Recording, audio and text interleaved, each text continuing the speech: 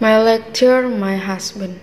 Hari ini adalah hari gue sidang proposal, dan Pak Arya yang akan mendampingi gue selama gue diuji. Hari ini gue memilih untuk memakai cincin pernikahan gue. Entah kenapa bawaannya jadi lebih tenang aja. Kamu udah nyiapin semuanya kan? Tanya Pak Arya yang gue jawab dengan anggukan. Kok nggak dimakan? Tanya Pak Arya karena melihat gue yang hanya mengaduk-aduk sereal dalam mangkuk gue.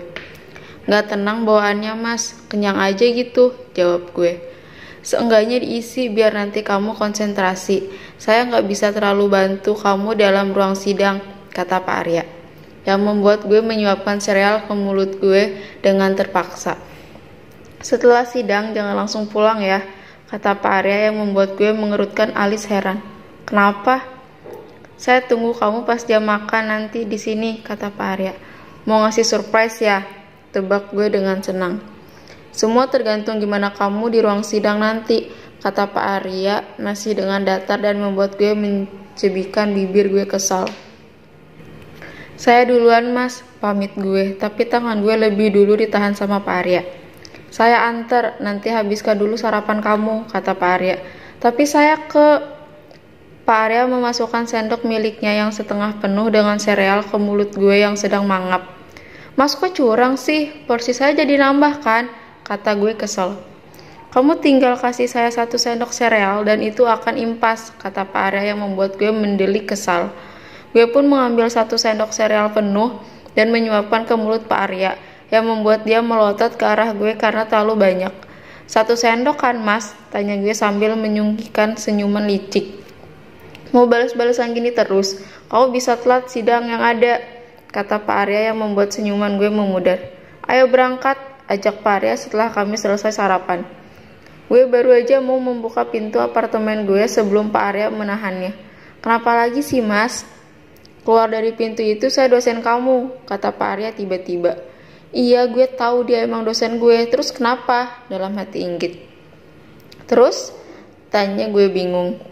Pak Arya menarik gue ke pelukannya sebelum berkata, berjuang yang terbaik untuk diri kamu sendiri. Gue cuma bisa tersenyum, dia cuma mau kasih ucapan semangat aja kok kayak susah.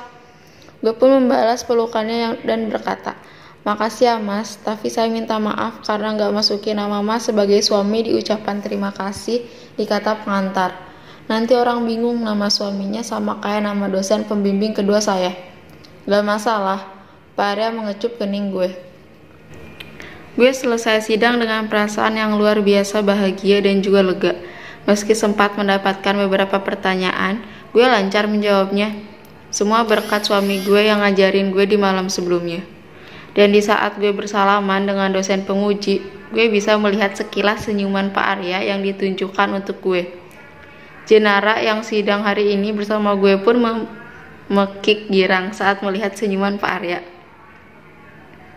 Lihat gak lo barusan, Pak Arya pasti bangga banget sama gue, bisik Jenara dengan percaya diri dan membuat gue mendengus geli.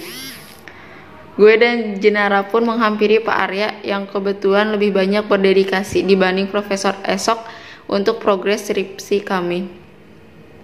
Terima kasih atas bimbingannya Pak, ucap gue dan Jenara dengan kompak yang dijawab anggukan oleh Pak Arya.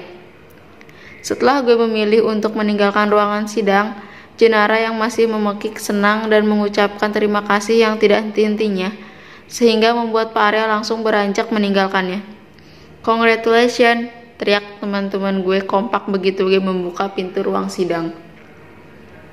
Di depan gue ada Kara yang membawa buket mawar merah dan teman-teman gue yang lain juga membawa berbagai macam hadiah dan bunga untuk gue.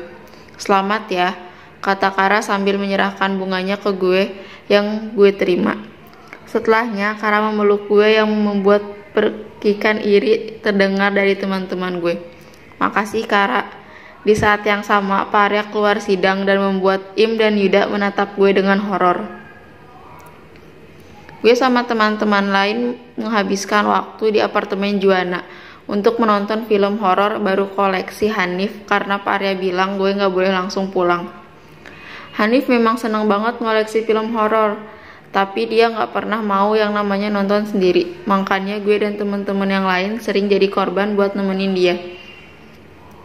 Tadi Pak Arya melewati kami gitu aja meskipun dia melihat Kara memeluk gue. Gue udah khawatir dan takut-takut pada awalnya, tapi Pak Arya kelihatannya santai aja. Hal itu membuat gue menghela nafas lega. Kalau dia marah di depan teman-teman gue kan berabe. Pret, lo beli berapa film sih? Kagak habis-habis, kata Kelvin kesel karena kami sudah cukup banyak maraton film dari siang dan sekarang entah sudah jam berapa. Gue yakin kalau lampu apartemen Zuana dinyalain, ruang tengahnya ini gak beda jauh dari tempat pembuangan akhir karena snack yang kami makan banyak bertebaran di lantai. Saya tunggu kamu pas jam makan malam nanti di sini. Seketika mata gue membuka karena baru mengingat ucapan Pak Arya ini. Guys, gue balik duluan, teriak gue sambil buru-buru memasukkan semua barang-barang gue ke dalam tas. Kelvin yang paling dekat dengan saklar lampu pun menyalakan lampu untuk membuat gue melihat lebih jelas lagi. Ah iya, udah malam nih, kata Rara. Duluan semua, teriak gue ke mereka. Gue panik karena gue udah telat. Git, aku anter, kata Kara sambil menggandeng tangan gue. Gue yang gak memikirkan apapun selain untuk cepat sampai rumah, hanya mengiyakan tawaran dari Kara. Gue sampai apartemen dengan nafas terengah karena berlarian dari lobi. Kondisi apartemen yang gelap gulita membuat tangan gue bergerak menyusuri saklar, dan pemandangan yang ada di depan membuat gue menganga tidak percaya. Di meja makan terdapat berbagai menu makanan, bahkan ada lilin cantik yang berada di tengah-tengahnya. Gue juga bisa lihat lilin aromaterapi yang berwarna-warni berada di dalam gelas terdapat di sudut ruangan, khusus di jendela dekat balkon, bahkan di penghuni dengan lilin itu. Tapi gue gak bisa menemukan sosok Pak Arya dimanapun. Mas, ucap gue mencoba memanggil, tapi gak ada yang respon. Gue masuk ke dalam kamar mencoba untuk mencari Pak Arya, tetapi di kamar dan di perpustakaan juga gak ada. Gue pasti udah ngecewain dia. Gue lihat makanan di meja makan sudah mendingin, yang membuat rasa bersalah gue semakin menjadi. Gue hanya bisa menyembunyikan wajah gue di antara kaki yang gue peluk di sofa dan menyesali kebodohan gue yang udah pulang terlambat. Suara pintu yang terbuka membuat refleks menolehkan wajah gue ke arah pintu, dan Pak Arya berdiri di sana dengan kantung belanjaan di tangannya. Dia hanya diam terpaku melihat gue. Gue pun beranjak dari sofa dan menghampiri Pak Arya yang masih berdiri di depan pintu. Maaf, cicit gue dengan pelan. Gue pun berusaha meraih kantung belanjaan yang ada di tangannya, bermaksud untuk membereskannya. Tetapi Pak Arya menarik kembali kantung belanjaan itu. Cincin kamu di mana? Gue melihat ke arah jemari gue yang kini polos. Tidak terdapat apapun, padahal tadi pagi gue masih memakai cincin pernikahan gue. Gue segera berlari ke arah tas yang gue pakai tadi dan mencari cincin gue. Tapi gue sama sekali gak menemukan cincin itu. Mata tajam Pak Arya tidak melepaskan pergerakan gue sedikit pun.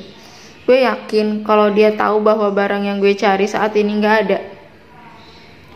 Kalau kamu gak menerima pernikahan ini, bukan dengan cara seperti ini, seenggaknya kamu bisa lebih menghargai benda itu, kata Pak Arya dingin. Dia meninggalkan bungkusan belanjaannya begitu saja dan masuk ke dalam kamar tanpa mengucapkan apapun, yang membuat air mata gue turun gitu aja. Kenapa rasanya sakit?